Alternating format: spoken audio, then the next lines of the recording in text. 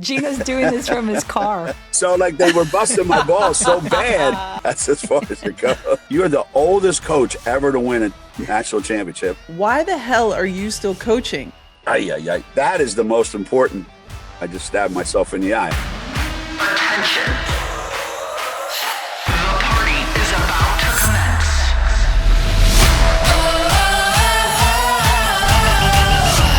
Welcome to the party.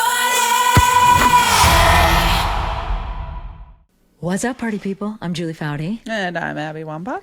Okay, coming up, Abs, is the legend himself, as we know, UConn women's head basketball coach Geno Auriemma. Luigi Geno Auriemma. I didn't know his first name was Luigi, full disclosure. But before we get to Geno, let's get this party started with the highlights and headlines you'll want to celebrate this week in women's sports. Our party starter is brought to you by Ally, the bank that's your ally. Topic number one, we got to go Dodgers. Nod to the king, her BJK, a co-owner of the team.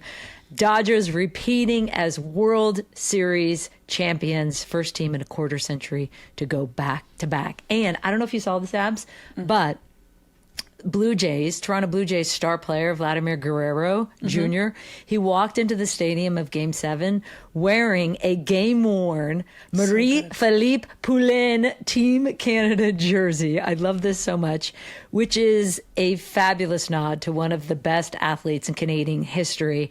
Marie won 3 Olympic golds and is a 4-time world champion with the Canadian ice hockey team. And beyond that, Marie scored the game-winning goal in the gold medal games in 3 out of the 4 Olympics in which she competed. She was dubbed Captain Clutch by her teammates in the media. So maybe Vladimir was hoping that clutchness would rub off on the team. It didn't. Almost did, but it didn't. I'm sorry to say, Blue Jays. Yeah. I think they needed Marie out there.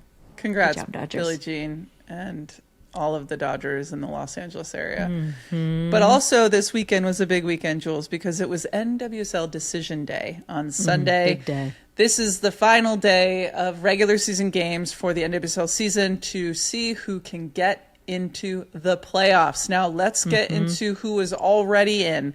KC Current, Washington Spirit, Orlando Pride, Gotham FC, Portland Thorns, San Diego Wave, and Seattle Reign.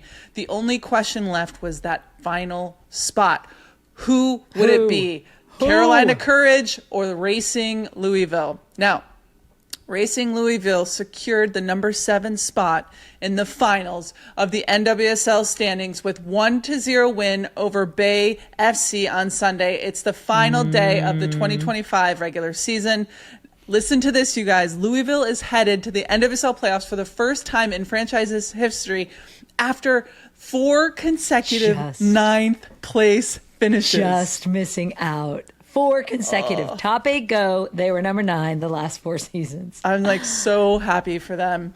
For the second year in a row, Tema Chawinga, the Golden Boot winner, she finished with 15 goals and 3 assists across 23 regular season games before getting injured, but is, I guess, better now. So the Kansas City Current head coach Vlatko, he mentioned she's going to probably be available at some point during the playoffs. And then one last note that's, I think, super cool. The new Denver Summit FC NWSL team will be playing its inaugural home match in March 2026 at Empower Field at Mile High Stadium. That fits 76,125 people. Y'all, we're trying to get that to be a sellout. Come on, Denver folks. Sellout. Let's go. Yeah. I'm going. I want to get there. I'm getting to that game. Yeah. They're crushing already. That will totally be a sellout. And I love that. And no one will be surprised because everybody goes and watch women's sports. I'm tired of people being surprised by this. That will be a sellout. No problem. Okay. On Sunday, New York City Marathon happened. There were more than 55,000 runners that filled the streets for the 2025 TCS New York City Marathon.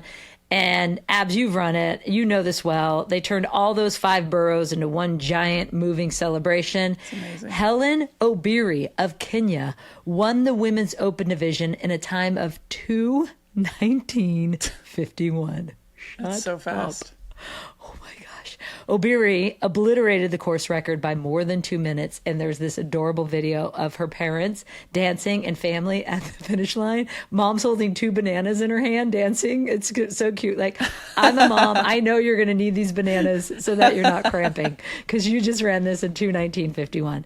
And along with all these celebs that also ran it, our friend Allie Truitt also ran the marathon on her blade, her prosthetic, finishing in just over 4 hours. Let's go, Allie. This is 2.5 years after losing her left foot in a shark attack. And so the former Yale swimmer and now Paralympic star will join us along with Kinger on Thursday to share her incredible story. You don't want to miss Thursday's episode. It's okay, amazing. and Jules, have you heard about the WTA finals, the crown jewel of women's tennis? It's taking place right now, November 1st through the 8th in Saudi Arabia. The top 8 singles players and doubles teams are battling for the Billie Jean King Trophy. And guess how much they're sharing? Guess what the prize money is? It's a share of $15.5 million. I think that the champion walks away with something like over $5 million. It's incredible. I cannot wait to see what happens. Can you imagine walking away with over $5 million? Yeah, and holding the Billie Jean King Trophy. So good. Yeah, no, I can't imagine that because I was playing for $10 a day. Thanks for that. Okay, and then we're moving over to India because India beat South Africa for a historic. India had never even been in the final, nor South Africa, World Cup win in cricket, women's cricket. So awesome. At last, 50 years on from their debut on the world stage, India's dream came true, and they did it at home. A first World Cup triumph in front of a full house in Mumbai as they defeated South Africa by 52 runs. A sold-out 45,000 people attended the final in India. And as I said, their first ever women's cricket World Cup. And India and South Africa were 2 teams that had actually never been to a cricket World Cup, nor even played in a final. It has always been either Australia, England playing each other, or one of them, of the 2 teams, in the World Cup final. And India was able to knock off Australia in the semifinal. The star of the final game was Shafali Verma, who led the Indian team with a dynamic 87 runs from 78 balls. And the crazy part about it all, Verma was only added to the roster in the semifinals after an injury to one of her teammates. Let's go, India. I think that I played the wrong sport. You can score 87 runs. I know. I should have done that. All these bats. Gosh. Okay. Last but not least, Paige Bueckers is officially going to Hollywood, y'all. The Dallas Wings Rookie of the Year and former UConn superstar is set to make her acting debut in Jess and Pearl, an Apple original film set in the high-stakes world of women's basketball. She'll also serve as the executive producer. And if there's anyone who can vouch for Paige's flair for the dramatic, it is her former coach and today's guest. So sit tight because we've got the one and only UConn's Geno Auriemma driving in for a visit. Driving. Or literally arriving. He actually was parked, to be fair. Yes, he was parked. Arriving on the pod just in time for the NCAA hoops kicking off this week. We're so pumped. Very excited. That is your party starter. And thanks to Ally for sponsoring this segment. As we know, Ally is more than a bank, and their do-it-right approach helps customers unlock their economic potential and guide their efforts as a leading sponsor in women's sports. Just like us, Ally believes that when women in sports win, we all have a reason to party. Ally Bank, member FDIC.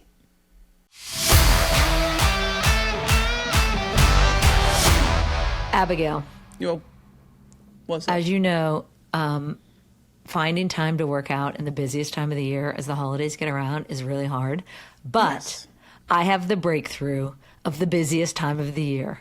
What? Do you know what it is? I have an idea, but what are you going to say? Brand new Peloton Cross Training Tread Plus. Powered by Peloton IQ. Yes. Okay. Can we just talk about how obsessed we are with this? And yes, we did a whole podcast on one. Well, almost the whole podcast on one.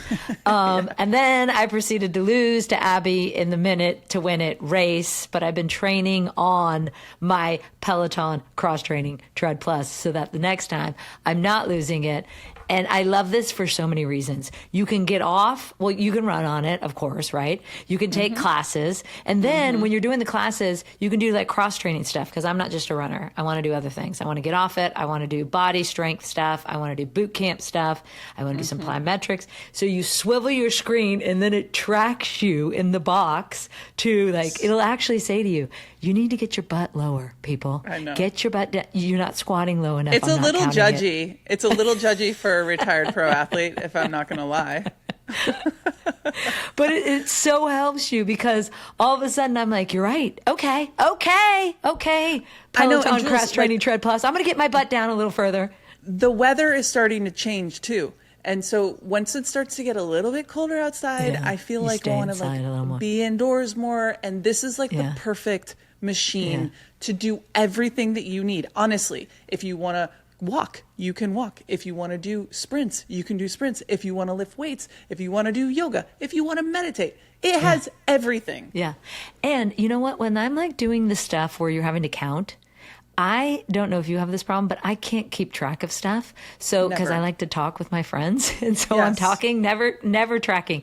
And it tracks for me, which is brilliant because I don't have to worry. I'm like, oh, I've done my 15 push-ups. Thank you very much. I've gotten That's my right. bum down. So right. I'm just telling you, party people, let yourself run, lift, sculpt, push, and go. You can do it all. Explore the new Peloton cross-training Tread Plus at onepeloton.com.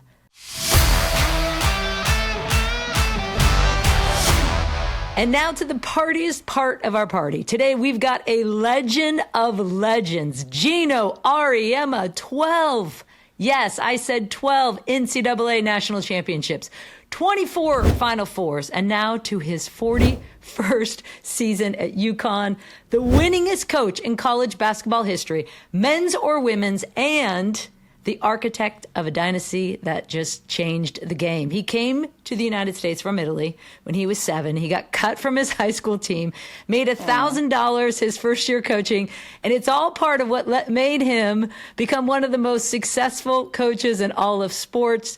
He's coached all the legends: Sue Bird, Diana Taurasi, Maya Moore, Breanna Stewart, Nafisa Collier, Paige Bueckers. I mean, the list is very long, and I'm just giving a few. And now he's doing it again with a new generation led by Azzi Fudd and Sarah Strong. We love, most of all, that he's part philosopher. Yes. He's part straight shooter. He's part professional TikToker, and definitely one of the most interesting minds in sports. And what we also love most about Geno always tells it like it is. Luigi Geno Auriemma, welcome to the party! Holy moly. Oh, my God. Yo, that was a great introduction. I should take you on the road with me, man. You know, Geno's doing this from his car. how What's you up, Coach? How we doing? I saw you had a big ring ceremony. The bling, lots Yeah, of bling Thursday flying night around. we had to get together and gave out the rings to all the players, and ton of fans showed up, and part fundraiser for this new crazy NIL revenue sharing thing, and part celebration of last year. Put it away. We knew Paige was going to be in town, and Aubrey Griffin was going to be in town. A couple of last year's players, and yeah. So somebody told me the pictures of the rings got on social media, and everybody got a kick out of it. And I actually have mine in the box. I think they're in the Yeah. back seat of the car. I haven't even taken them out of my car yet. So Let's go. Grab them. Let's see it. What we don't know got? if I can- They were big is what I saw. I saw Vibe or I something don't on. know. Get if I them. can Let's reach 'em. go. Hold on. Let me see if I can get 'em. You're still young. Crawl back there. Let's go, Geno. Oh, he's literally got out of the car. I had to get out of the car and go get them. Yeah, now that you mention them, I had them right here. Yeah. I'm glad And you they could find are them. right And there. out of the 12, do you have 12? Oh my! Wait, you Well, got 2 for one Yeah, championship? Or one that- is one that the NCAA gives you, right? I think it just says this got the Husky logo on it and stuff like that. I think. And then the other one is one that the players, the players design, and they put all the stuff that they want on it. Really cool stuff. They put their own little thing on. I think that one says "The Power of Friendship" or something like that on it. Inside, they put really cool. I think they put the name of all the players on the team inside the ring. So the players get to design them, and they have a blast with them. Everybody's got this bling, bling, bling thing going on. Everybody's got a. So there you have it. That's it. I keep them in my office. I've never had one on. I've never had one on, and I'll show you why I never had one on. Oh, really? No, I can't. You don't wear them? You can't get them over your knuckles. That's as far as it goes. It's exactly what happens to me. Yeah. You can wear them just on the end of your finger fingers, there. like an Italian gangster or pinky ring, something like that. Where do you keep all of those rings and your memorabilia? Do you have do you have to have a whole different house to house and store all of the memorabilia? This is interesting because Julie was at my house one time, and we have this wall when you go downstairs. As soon as you go down the steps, we started to, make this stuff of things that were important in our lives, right? And there's a piano, and one of our favorite movies growing up with all the kids was The Sound of Music, so there's a nice little thing there. And then there's pictures of plays that my daughter was in. As you're heading out the back door, into these woods, there's Into the Woods was a play she was on. And then there's a picture of the Rat Pack, and they're playing pool, and it says and it's a quote from Eminem, "You only get one shot," so it's all these little cool things all the way around. But right at the bottom, my wife one time, Kathy, we were at something, and I said, "Hey, who else is? Where's everybody?" And my wife says, "Well, everybody who's here is here." And we're like, "That's profound, Everybody who's here is here." That's a great one, And so we wrote it on the wall. Everybody who's here is here. And every time you go downstairs, you sign your name on the wall if you're new to the house. So right there, you see Julie, she put a little thing there, put her name on there. And really cool. And there is absolutely not one thing in my house other than maybe one picture. No, I shouldn't say that. There are Olympic posters that they give out at the Olympics, and I've got two that I coached in, and then one that's my player sent to me. Sue and Dee, I think, sent it to me, signed by everybody, and pictures. That is the only thing that I have in my house that you would think I'm the head coach at the University of Connecticut. Not one thing in my house. Everything's in my office or someplace else, up at school. Because I never wanted my kids and everybody else to identify me as, oh, yeah, my dad's the coach at UConn. I wanted it to be completely separate. I wanted my home to be my home and my work to be my work. And I guess someday, when I'm not coaching, I'll have to find something to do with that stuff. But right now, I wouldn't even know what to do with that stuff, So I should take my gold medals hanging off the chandeliers out of our living room? That's weird. No. I mean, no. That's weird, huh? No, I'm the same. I don't put any of that stuff up. In fact, I don't even know where my medals are. They've been stolen, I think. So, but I don't put any of that up. I love that. No, it's just separate. I don't know. I've always been a little bit, people come to your house and I'll tell you another funny story. 1991, right? Maybe this is where it started happening. 1991, somehow or another, we go to the Final Four. We have no business being in the Final Four. We don't have a kid on our team in the top 100 in the country coming out of high school. And so, they just gelled together, and it was the first couple years of the three-point shot, and we shot the hell out of them, all of them. And we played different than everybody was boom, boom, boom, pound the ball inside the lane and all that. And somehow we upset NC State, who was the number one team in the country. I thought them and Virginia were the two best teams in the country. We upset them in the tournament. Then we beat Clemson, and next thing you know, we're in the Final Four. Well, they give you shirts and all this stuff. So I go to play golf at the club, that I was belonging to at the time with a bunch of old guys. I'm like, what, 30, 35, 36? And I got a sweater on because it's a little chilly. And then it got hot. So I took my sweater off, and I had this shirt that said Final Four on it. And we're having a beer, and the guy goes, "Hey, look, Geno's got a shirt that says he went to the Final Four. You guys, you didn't know he went to the Final Four, right? Well, in case you didn't know, he has a shirt that says he went to the Final Four." Like, what? Yo, you don't think we know you went to the Final Four? You're going to wear a shirt now every time you... So, like, they were busting my balls so bad that I just said, that's it. That's it. Maybe that's where I got scarred. And I said, I don't want anything around my house. Yeah. Goes back to 1991. We're going no UConn in the house. Nothing.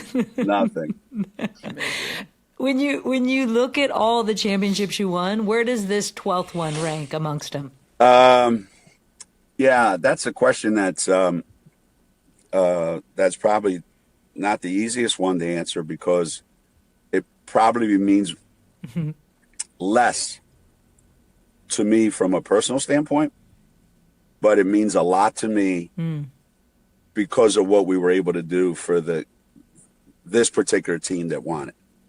So, the journey that this team had, the trials and tribulations of all the things that they went through during their careers, the injuries that we've had, Paige's journey, well documented, National Player of the Year as a freshman, and then total one thing after another, sophomore, junior, redshirt. So for them, it was for us as a coaching staff to help deliver that for them. I'll always remember the way that team reacted to it, because for me personally, I don't know that 12 is different than 11. I mean, I don't know. My life didn't change that much in April. This was the history breaking one though, right? Like no one has gotten to 12. I know. And the thing that I liked was that they said no one's ever gotten to 12. But then they go, oh, you're the first coach ever. No, two things. You're the oldest coach ever to win a national championship. I go, wow, okay, that's great. Thank you for that. I appreciate that. And two, the other one is you're the only coach to ever win one 30 years apart. And I'm like, Stop it already, okay? I get it. I'm an old guy coaching. I get it. You guys are ranked number one again. You're number one in the preseason polls. Like, what? Two questions. What excites you about this team, and why the hell are you still coaching? That is the most important. I just stabbed myself in the eye. I'm an old guy. So the thing that's interesting is when you hear about old stories from back in the day, when Bear Bryant, when he retired, he died soon after that. Joe Paterno, when he retired, he died soon after that. And you're like, oh, what? So if you're a coach for a certain amount of time and you retire, you die? Like, I don't know that's, I don't think that's what's keeping me coaching, because I think I would have a lot of things that I know I would love to do if I wasn't coaching. And I do worry sometimes when I go to work, like, man, do I still really, really, really have the same, juice and the same impact and the same ability to fight these guys? Because it is a fight every day, like they have their own way of doing things because they're kids. They've got habits, and I've certainly have my way of wanting to do things. And every day you're trying to squeeze a little more out of them, and it takes a lot of energy. It takes a lot out of you. When you played, I mean, you would go, if you're anything like the guys that obviously you are, because you were great at what you did. The players that I had, the really good players, they take a lot out of you as a coach because they demand so much. They demand so much. They think they know more than you do. They think they're the smartest person in the world all the time. The minute you make a bad decision, they're all over your ass. And then when you do something right, they take all the credit for it. So it's like unbelievable. And so, you know, They're such God, assholes.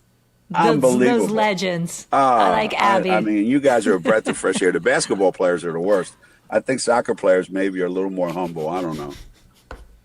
I mean, I doubt it, but I'm giving you the benefit of the doubt.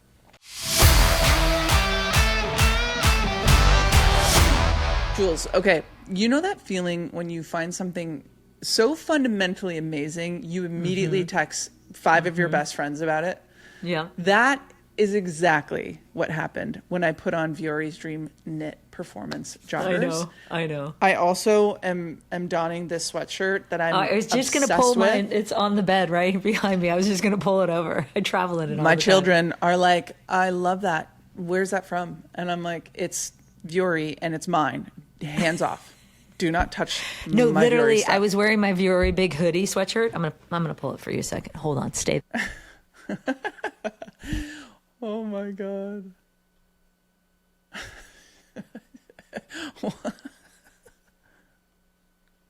Stay there, party people. This is worth it. I was wearing my big hooded sweatshirt. I can't put it on because I have my headphones in.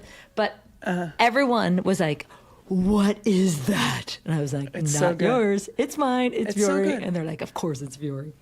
All So of good. Viori clothes are just unbelievably soft. Like, I can't even believe that these sweatshirts and these performance joggers are as soft as they are. And by the way, I've had some of these for 4 years. Still soft, folks. And also, they still look like I'm put together enough that I can Yeah. even go outside and run errands or hop on a Zoom or head Yeah. to a workout without ever changing. I literally live in these performance joggers. Viori Same. gets it. And we really want clothes that feel good and move with us and also still look great, because I just want to wear the same thing all day. I don't want to have to like change in and out of stuff. And I'm working out and I'm recording podcasts and I'm going for a walk and I'm doing things. I get to wear the Dream Knit fabric all day long because it's lightweight, it's breathable, it's seriously the smoothest material that I've ever worn. Yeah. Yo, I'm not even kidding. The versatility is next level. I've worn them to coach, to travel, to lounge, to dinners. It's just like, I love Viori so much. They just work. Viori is an investment in your happiness, okay? For our listeners, they are offering 20% off your first purchase. get it. Get Get it. yourself some of the most comfortable and versatile clothing on the planet at Viori.com/welcome to the party. That's VUORI.com/welcome to the party. Exclusions apply. Visit the website for full terms and conditions. Not only will you receive 20% off your first purchase, but enjoy free shipping on any U.S. orders over $75 and free returns. Go to Viori.com/welcome to the party and discover the versatility of Viori clothing. Exclusions apply. Visit the website for full terms and conditions. This is what I look like on the plane, FYI.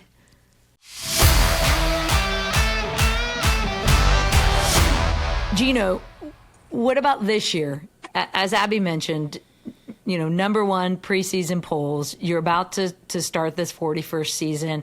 What excites you the most about this team, and who steps in as the leader without Paige there? You know, I think you have to have a personality like you guys where, like, you just want to win and you don't care what people think, you know, necessarily. I think the kids today are more worried about what other people think about them, what their teammates think of them.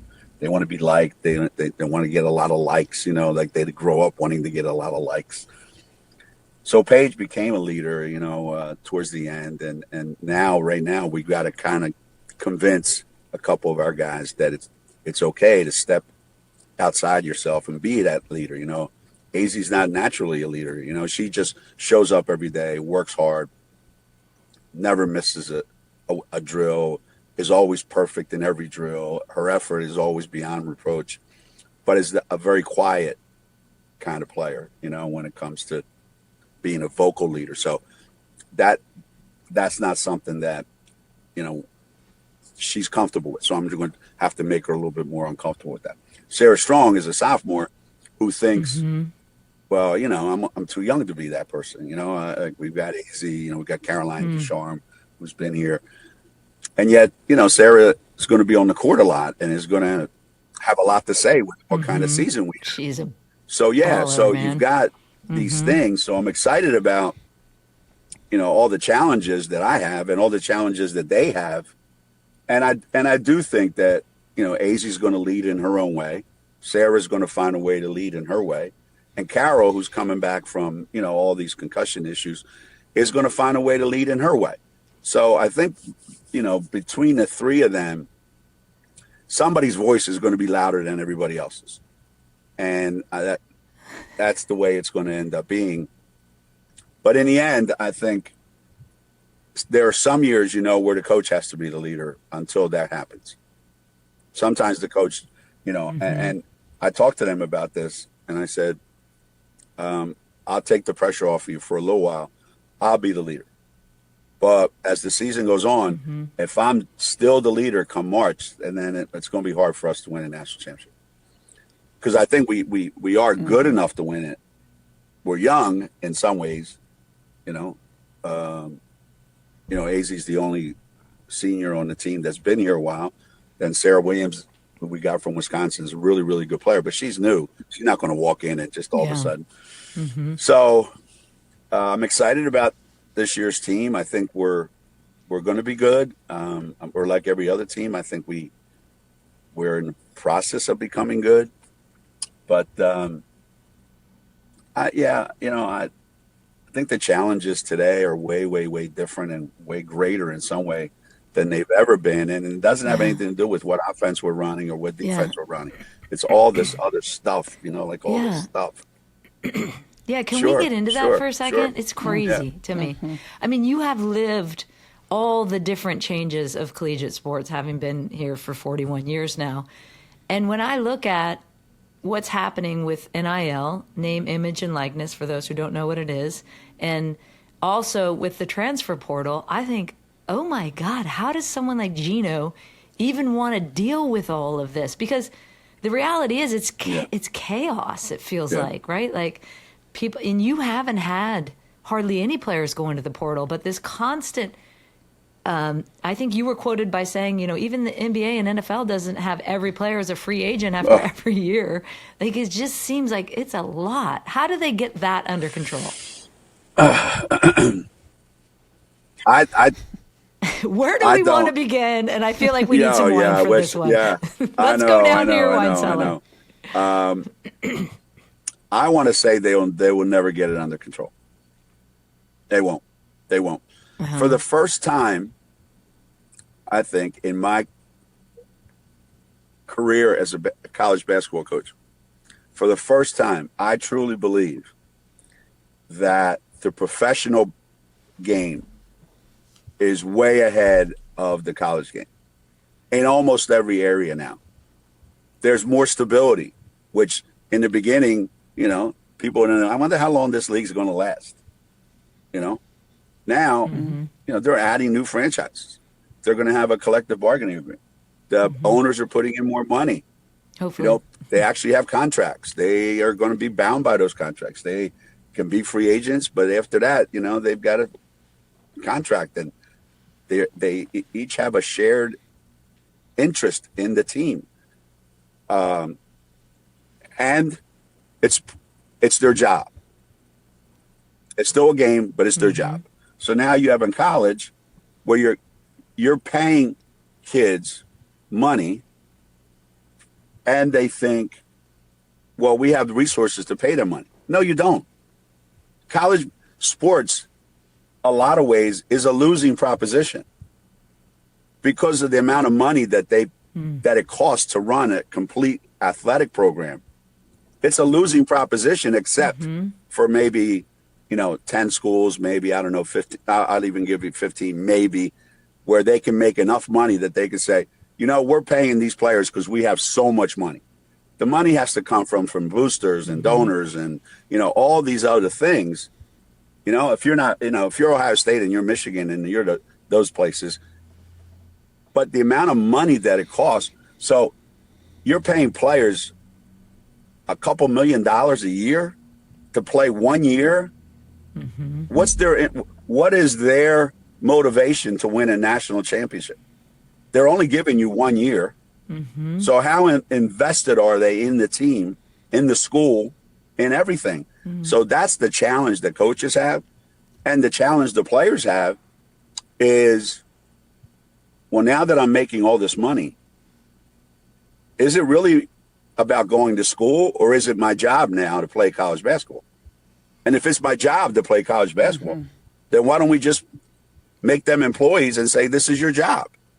Like I have a job, like, when I was in college, when I was playing, I had a job in the library because I needed the money. So I would go to work at the library after practice or my day off or whatever. That was my job. Okay, so why can't this kid's job be I go to school and then I go to practice and I get paid to play basketball? And now we got to figure out how do we have contracts and how do we, work with them and see what we can do to fix this thing, because right now this is unsustainable and it's going to fall apart unless something happens drastically. But it's interesting because I think that so many colleges are struggling to keep a consistency without losing players to the transfer portal. That's not something that is a problem for you because people are dying to come and play for you, Geno. How are you, I understand that players want to have the mobility and the movement, but how are you keeping the players there? Is it just because you guys win, or is it something that you explain to them and agree to on the front end? I want you here for 4 years. I don't want to do this. Are you actually explicitly kind of trying to get them to stay for the 4 years? There are people that are actually asking players, I want you to sign a contract. Because you can do that. I agreed to provide you NIL opportunities or whatever for, let's say, 2 years. And the kid signs up for 2 years. We haven't done that. My thing is, if you come here, you're coming here because you think we have something to offer that no other school does. And what is that? Well, I told one kid recently, we've been to the Final Four every year since you've been alive. The kid was like, what? I said, how old are you? And the kid was like, 16. That's amazing. I said, well, we've been to 15 of the last 16 Final Fours, whatever the number is. I said, so there's a good chance you can go to the Final Four if you come. Number two, you can win a national championship here. You believe that, right? Yep. Okay. And you can, what else you want to do? Well, I like to play professionally. Okay. Well, we have more players in the pros than anybody else. And we have the best players in the pros, not just pro players. So now if you come here, you're also going to take advantage of our brand. Okay. You can use UConn as a way to build your brand because we have the biggest brand in the country. So there's a lot for you here. Now, the problem is this doesn't come for free. All right. Once you get here, you got to earn that every day. And if you do, you're going to get even more. And if you don't, then you're probably going to go someplace else because this wasn't the place for you, what you thought it was. So the portal can hurt you if you have really good players leave, which we never have, or it can help you because a kid comes here and goes, man, coach, this is way over my head. I got in way too deep. I said, all right, let me help you find a place that's better for you because I want you to be successful. Sure. So the portal can work both ways. But there's got to be some, and this idea of, well, coaches can leave whenever they want. Well, I know, but I have this huge buyout. Yeah. So you can leave whenever you want, but how about we put a buyout in your contract? There's got to be some, again, I'm making a commitment. If I leave, there's repercussions. Right now, it's just too easy. Yes. Yeah. I know. Well, why can't they limit how many times you can go into the portal? I mean, it's insane that when you're watching a basketball game, it's like, and then they played at, Duke, and then they played at, Virginia, and then they were at Maryland. Yeah. And I'm like, there's no loyalty to anything. It's just so transactional. It is transactional, and since we're adults here and we can talk like adults, and I'm at the age now where it doesn't matter. People say, I can't believe you said this. The bottom line is, does a kid think that they're there because of how much they're getting paid, and someone offered to pay them more than some other school did, and that's why I'm here? Okay, so that's a little bit of an issue, I think, if a kid made a decision just based on that. Two, you're a coach now, and you go in a 3-game losing streak, and the kid that you just paid the most money on your team, from a playing standpoint, the kid's not playing well, and they're not worth the money you pay them in your mind. Now, does that change the way you feel about that particular kid? None of this should actually happen. That's interesting. But we are human beings. We do have feelings, and we do have perceptions and way we think, and so do kids. Kids come to your school maybe and they go, man, this guy's a pain in my ass. He wasn't like this when he was recruiting me. He's an asshole. I'm not staying here. And so things change, and you start to have these feelings, and I would hate to see what happens when a kid is 18 and the coach is losing their shit because they paid this kid a ton of money and the kid doesn't deliver, and now the kid's getting killed on social media. And so now the kids are betting on these guys, which is another issue. The kid doesn't get the double that a bunch of people bet that they were going to get. Like, all this nonsense is in the air that's like strangling these kids. It's taken whatever happened to going to college and playing basketball and enjoying the experience. And I don't want people listening to think that I'm the get off my lawn guy. I like they're getting paid. I love the fact they're getting paid. Yeah. I'm all in on them getting paid. I can't even begin to tell you how much money Paige made during her 5 years here. It's more than any WNBA player will make in the length of whatever contract they have. All right. So I'm all in on that, but there's got to be some parameters around it. And right now there's none, zero, none. And it hurts these kids. Let me just say the one last thing. Here's what hurts that a lot of people don't talk about. All these people that are like, oh yeah, the portal's great, let them go. Okay, 1,000 kids went in the portal, just to pick a number. It's probably more than that. 1,000 kids went in the portal. Let's say a kid, 2 days after they go in the portal, they go, I'm going to UConn. We've been cheating to get that kid. Because how's that kid make that decision in 2 days? Or that kid's been playing at their school, and for the last month, they're going, I'm going to UConn when this is over. Just using that as an example. Okay. So that's bad, because now we've been tampering with a kid, if that's really what's happening. I mean, I don't talk to anybody. I don't even talk to the kids that want to come here, much less the kids I'm trying to get to come here. So now what happens? Kid goes in the portal. They're allowed to have X number of more visits. So they go through the whole thing again, and they can't find the school that wants them, let's just say. Well, now they had a pretty good situation. They thought they were better than they really are, and they end up with less than what they had. And the school that they left doesn't want them back. And last year, something like 30%, I forget what it was, of all the kids that went in the portal ended up at a level below where they left. Yeah. Wow. That's and an people don't talk statistic. about that stuff. Yeah. They just, and I, again, I'm all in favor of it. But what else is going to happen then is, instead of there being more parity sometimes, there could end up being only the rich get richer and everybody else gets stuck with whatever's left over. So, why do you think they don't want to fix it? That's what you led with. You said they don't want to fix it because, or they can't. They can fix and it. they don't, because fixing it requires making them employees. And then if they make them employees, I think they lose their antitrust status or something like that. I don't know. I don't know what happens, but and then you know what makes it worse too? All these crazy football schools that are paying these coaches $50 million not to coach. now that makes it look like Yeah. you got all that I money know. to pay a guy not to coach, and you're telling me you can't give me money Yeah. to play.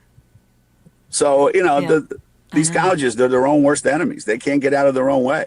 That's where Abby and I were like 41 years in. This guy You've is. seen it all. Hey, wait a Seen minute. it all. Did you guys talk to Anson like this?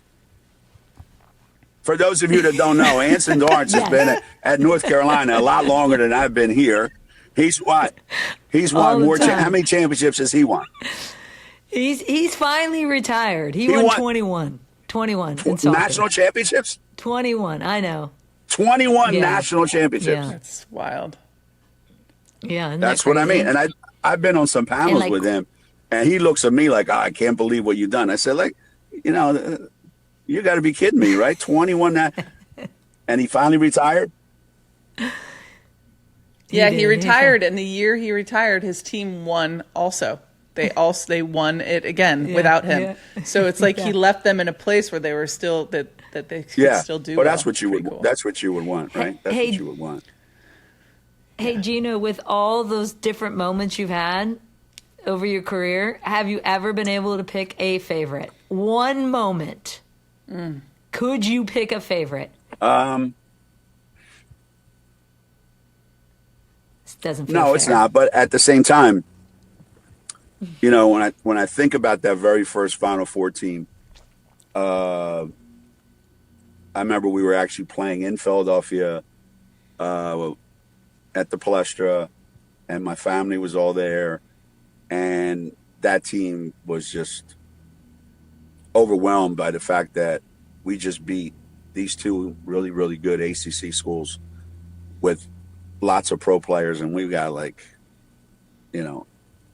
nobody on our team is going to play pro anywhere over in Europe or anywhere.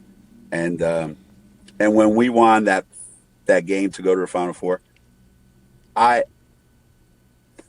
cried in the club in the locker room. And that team, that moment, that it could happen like that. And then our first national championship in 1995, because you never know if you're ever going to win one. You never know. You want to, and you never know. So when it actually did happen, I don't know that anything has matched that at UConn. Right? Winning Olympic gold medals, that's a bitch, man. That is brutal. I know. I You won couldn't even too. be happy, man. I was so wired. I knew that, if I guess in soccer in the beginning, before you guys changed the world of soccer, maybe it was the U.S. wasn't supposed to be that team because soccer wasn't an American game until you guys made it. Well, you guys made it a women's soccer, a women's American game. But in basketball, there's no parade if we win a silver medal. There's no parade if we win a bronze medal. And it was the most torturous thing I've ever done. And it was, I mean, you guys, you were Olympic players, you were Gold Cup, World Cup players rather than win a gold medal. It's brutal, man. It's brutal. That was the worst. Yeah. lot of stress. On Well, your especially plate. if you're Okay. coaching guys like Geno, before we let Taurasi you- and Bird, who every time you make a mistake, they look at you like, what's this asshole thinking? Like at least when they were at Connecticut, they only thought it. When I was coaching them, they actually said it.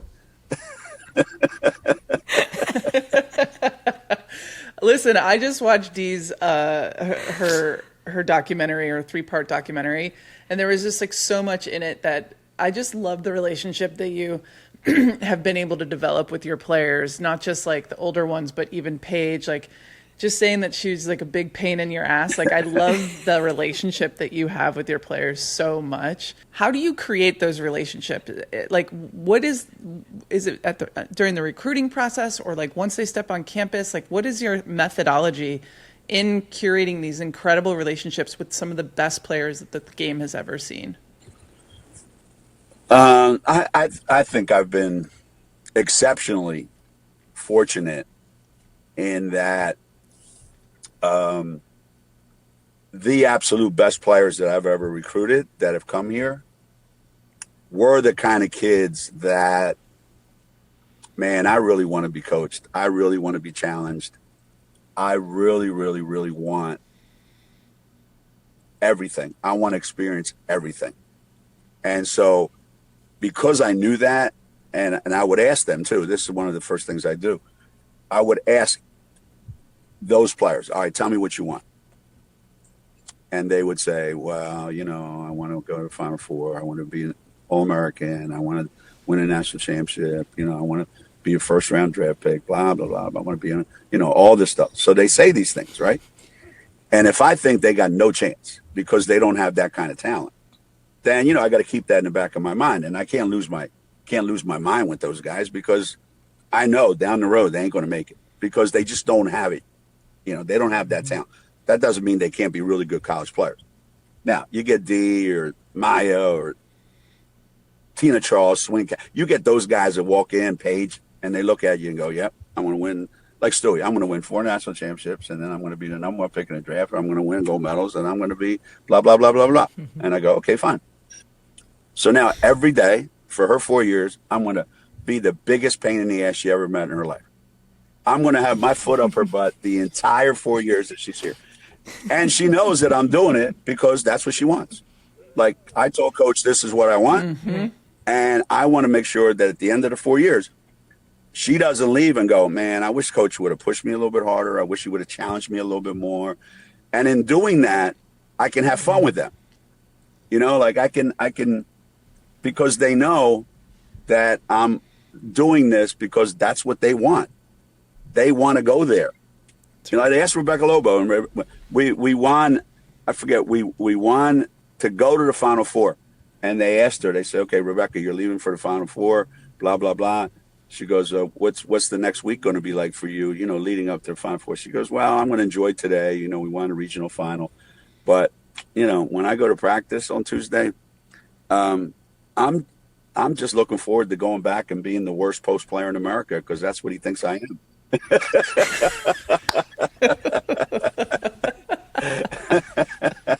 I love the relationship you've cultivated from generation to generation. Well, see, this I grew up. Like you two guys, I didn't get a chance to coach you guys, but one of the things that I would try to find early on in our careers as coach and player, I would try to find like a little scab that you have, like something that bothers you.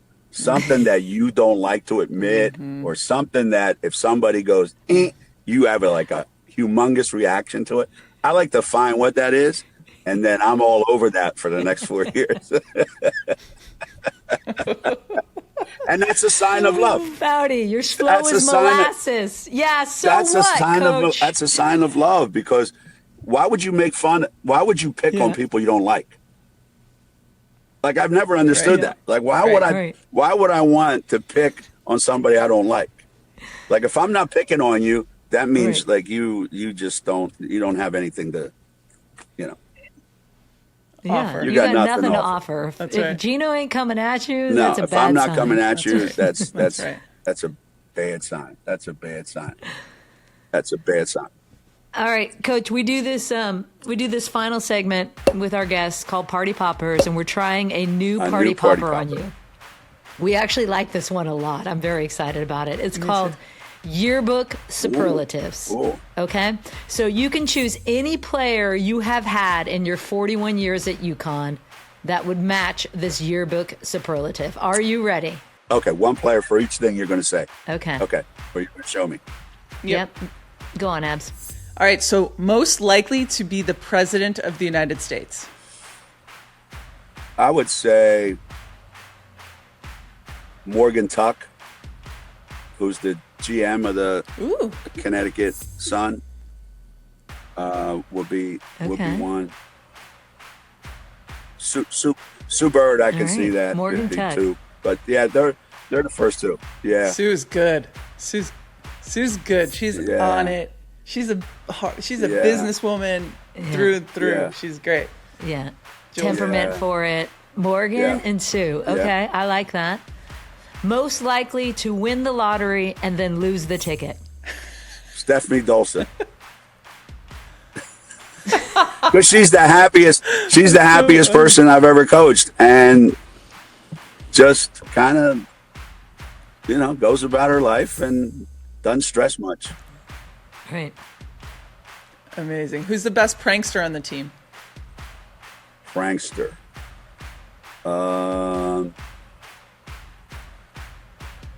I would say probably D. Yes, I would say that too. She was pranking the crew on the dock. It was so fun. Jeez, oh man. She was. God. I gotta see that. So good. Last one. Most likely to make the game-winning shot of all of the stars that you've had, who would you choose? Who are you getting the ball? Oh. Whose hands are you getting Drum the ball roll, to? please. this is a tough Who's taking it? Oh. Well, I can only go by who's made the most game-winning shots. Who's, man. I gotta know go who with you're D. going to. I gotta go with D. If I thinking. I gotta go with D. D. I gotta go with D. I gotta go with her. Yeah. All right. I gotta go with that. Coach. I thought the person you were referencing was Stewie. Made the most game-winning shots. DT's. Yeah, DT's the Stewie one. didn't have to make a lot of game-winning shots because the team she was on, they blew everybody out. So there was never a game-winning shot in her 4 years here. Right. D, I've only seen her lose one game where the season was on the line, and that's when Sue hit a three from the corner to beat them. And so. Yeah, I know. Of course. If somebody's going to stick the That's dagger crazy. in, That must be so it might as well fun. be one of your best friends, right? Yeah. I'll leave you. That must be so fun. Like after all these I know. years watching them all. I'll just, leave like, you with this. thrive. Obviously when I was coaching them, it was so interesting. Their personalities, and they haven't changed that much, But if you're out and you're trying to evaluate Sue and D, you would go, okay. Something comes up and you say, listen, D, like we gotta kill that team, we gotta kill that guy. D goes, all right. She goes down in the court, walks right up to the guy, chokes him and stabs him right in the heart. And the game didn't even start yet. Okay, it's dead. All right, coach, what else you want me to do? Sue, we really need to kill that guy. All right. Hey, listen, can we get together for lunch or dinner or something? I really want to talk to you about some things for the game. Sure. And then while the guy's having dinner or while she's having dinner, whoever it is, having a glass of wine, a nice meal, they don't even feel it. The knife goes right in the side and the person's dead. And Sue walks out and goes, thank you. That was a lot of fun. So, like, you got two people at completely different styles, but at the end of the day, you're both dead.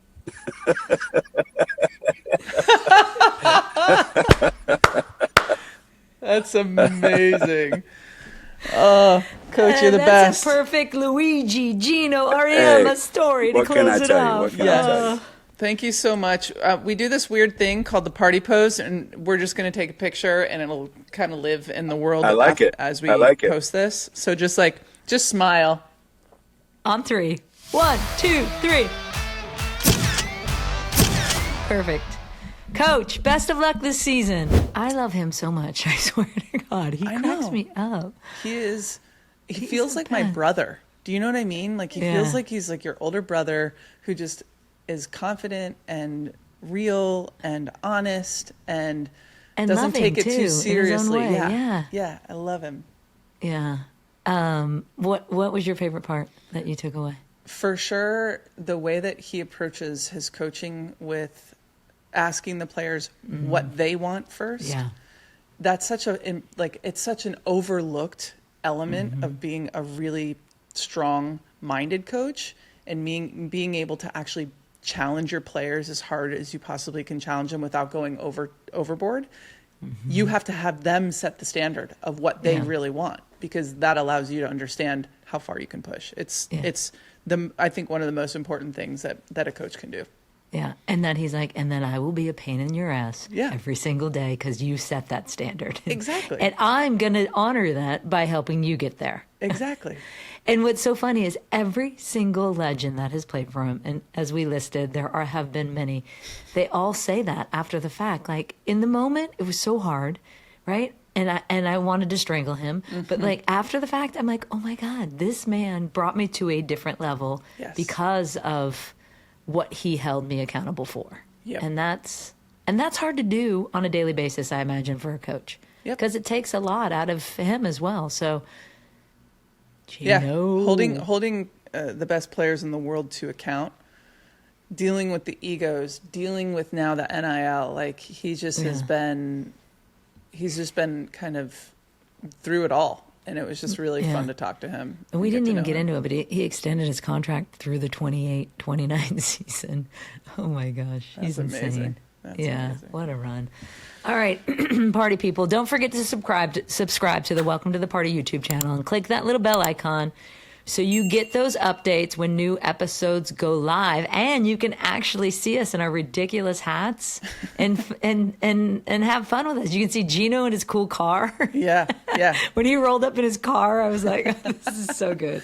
Also, we would appreciate it if you could rate and leave a comment and subscribe to the podcast on Apple Podcasts, Spotify, or wherever you get your podcast. I have read every single comment. We're getting a little obsessed. On the Apple Podcast thread. It's just like so fun to read through. Also, just be sure to follow us on TikTok and Instagram at Welcome to the Party Show. And that is exactly where you will be able to find Julie, Billy, and I. We're going to be bringing this stuff and all of the fun things that are happening in women's sports straight to your feed. Shout out also to Kate Diaz, because we love our theme music so much. Our music. Yeah. Put a paw in. Do you want to do USA or do you want me to do it? You do it. All right, Carry here we on. go. Here we go. USA on 3. 1, 2, 3. USA, USA, USA, USA. Welcome to the Party is an independent production brought to you by Treat Media. Treat Media makes art for humans who want to stay human. Silver Tribe is our production partner, and you can also watch our full conversations on the Welcome to the Party YouTube channel and follow us at Welcome to the Party Show on Instagram and TikTok.